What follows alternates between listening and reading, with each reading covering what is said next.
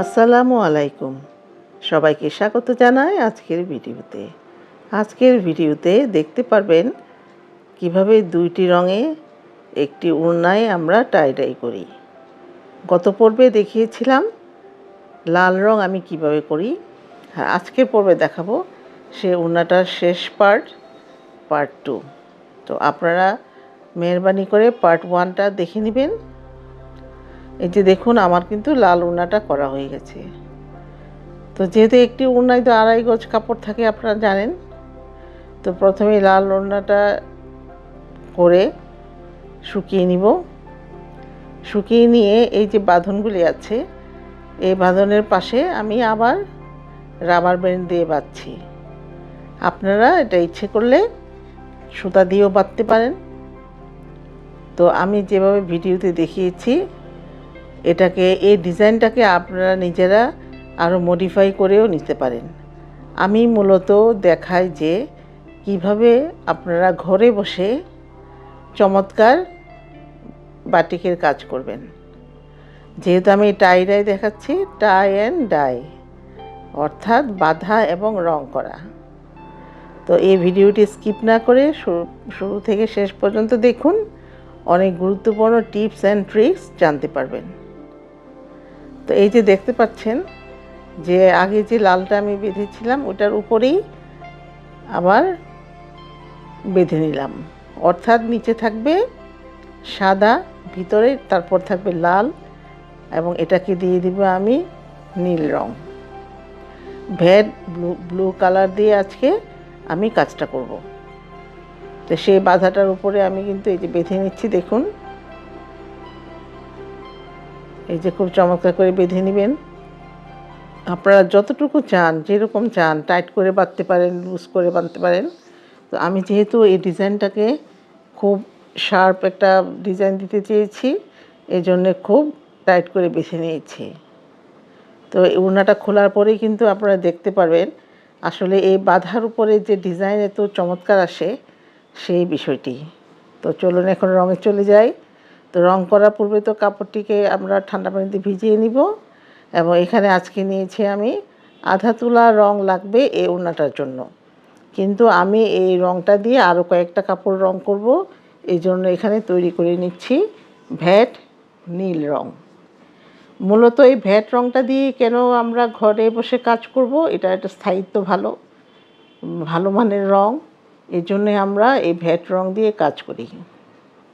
এই যে এখানে দেখুন, প্রথমে নিয়েছি আমি, যেহেতু প্রায় 1.5 তুলা রং আমি এখানে তৈরি করব, তো ফুটন্ত গরম পানিতে প্রথমে কস্টিক, তারপর হাইড্রোজ, তারপর দিলাম রং।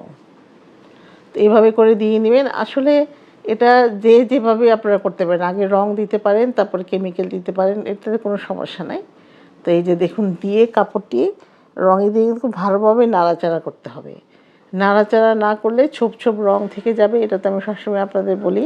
খুব ভালোভাবে নেড়ে কাপড়টিকে 20 মিনিট রেখে দিবেন, তারপর খুব ভালোভাবে ধুয়ে নেবেন। তো এই যে ধোয়াটা হচ্ছে বাঁধা অবস্থায় কয়েকবার ধুয়ে নেবেন, যেন আপনার রঙটা না লাগে হাতে, সেটা খেয়াল করবেন। এবং বাঁধা খুলে কিন্তু আবার 6-7 বার ধুয়ে নিতে হবে। তো এই যে দেখুন কি চমৎকার এটা নীল রং এসেছে আমার। তো এই নীল রংটা এই ভ্যাট কালারের লাল আর নীলের কম্বিনেশনে কিন্তু আমার ওড়নাটা রং করা হয়ে গেল। তো এখন দেখতে থাকুন যে ওড়নার ডিজাইনটা কেমন হয়।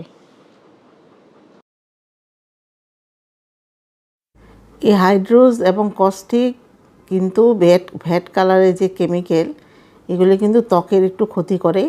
আপনারা কিন্তু গ্লাভস পরে নেবেন। তো আমি যেহেতু হাতটা একটু ব্যবহার করেছি কম, এই জন্য কিন্তু গ্লাভসটা আর পরিনি। কিন্তু যখন হাত দিয়ে নাড়াচাড়া করতে যাবেন অবশ্যই গ্লাভস ইউজ করবেন এবং মাস্ক ইউজ করবেন। কেমিক্যালের যে গন্ধটা সেটাও একটু ক্ষতিকর, এটা অবশ্যই খেয়াল করবেন। এবং এই যে দেখুন কি চমৎকার একটি রং এসেছে, চমৎকার একটি ডিজাইন এসেছে। তো আর এগুলি হচ্ছে এই ভ্যাট রং করার পরে ওয়াশিংটা হচ্ছে সবচেয়ে ইম্পর্ট্যান্ট। ওয়াশিং যদি আপনার ভালো না হয়, কাপড়ের কিন্তু একদম ফেড হয়ে যাবে। এবং ভ্যাট রঙের একটা বৈশিষ্ট্য হচ্ছে এই রঙটা যতই আপনি ওয়াশ করবেন ততই কিন্তু রঙের উজ্জ্বলতা বৃদ্ধি পাবে। এই যে দেখুন কি চমৎকার একটি ডিজাইন হয়ে গেল আমার। তো এখানে যদি আর একটু বড় করে বেঁধে নেন তো ডিজাইনটা আরও বড় হবে, ছোট করে বাঁধলে আর একটু ছোটো হবে। আসলে আমি একটি ধারণা দিই আপনাদের, এই ধারণা অনুযায়ী আপনারা ডিজাইনটা করবেন, ছোট বেশি সেটা আপনার ইচ্ছা মতো করে নেবেন। আর এই ডিজাইনটা দিয়ে কিন্তু বিছানার চাদর বলেন, জামা বলেন, ওয়ান পিস বলেন, থ্রি পিস বলেন, আসলে বাটিকের বা টাইডের ডিজাইনগুলি আমরা যেভাবে ব্যবহার করতে পারি। তো আমার ভিডিওটি যদি ভালো লাগে অবশ্যই সাবস্ক্রাইব করবেন, লাইক কমেন্টস দিয়ে সাথে থাকবেন। আর যদি কিছু জানতে চান অবশ্যই আমাকে কমেন্টে জানাবেন।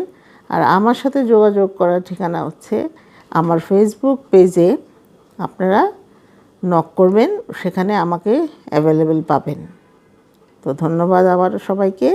আসসালামু আলাইকুম।